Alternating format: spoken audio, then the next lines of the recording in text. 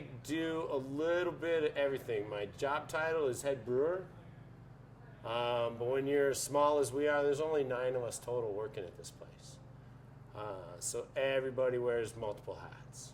Well, we're a pretty small company. I think we have 14 employees and only like 5 full-time at most. I think 4.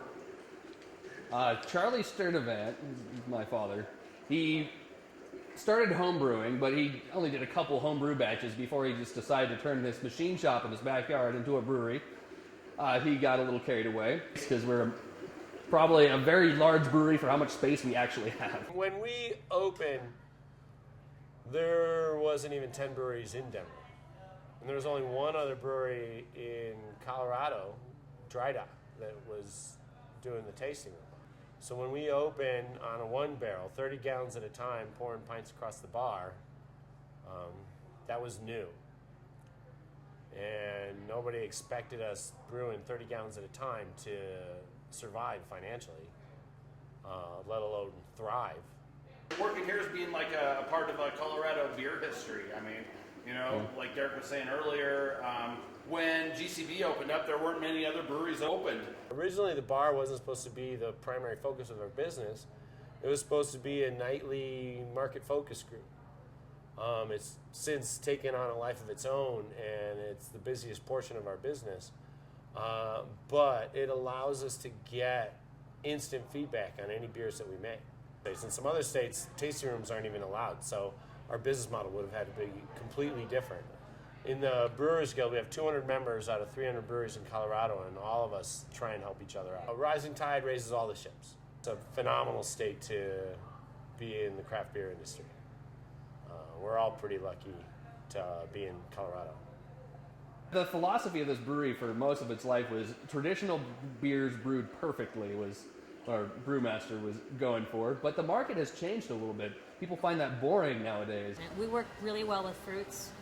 So we have the Cherry Creek, we have the breakfast grapefruit, pumpkin. All of our fruit beers are fresh fruit. We don't use aseptic, and we don't use any form of extract in our beers. So that's something very unique. I think we're always pushing to have a little bit different, but traditional beers. We focus on consistency, quality, and really good taste. So we always have that going on with all of our beers. Yeah, there's so many different beers out there that people just, people want to try what's new and interesting and different. And, but I mean, just brewing in general is, I think, motivation and passion. It's like, that's where I get mine from. It's like, I look at other people's beers and I'm like, wow, it's just like, I want to do something cool. I want to do something that's mine, that stands out. And, there's pretty much something for everybody here. I usually tell people when they taste one of my beers, they get all worried that I'm going to be offended when they don't like it. And I said, that's why I got 14 beers on tap. In the last year, we've really tried to make a bigger presence on campus. And one of the greatest ways that we can do that is teaching students how to brew beer. They get their hands dirty, they get totally involved, they're immersed in it as much as I am. And it's phenomenal to see their faces when they get to taste the beer that they made 3 weeks ago. It's exciting. We do several charities a year.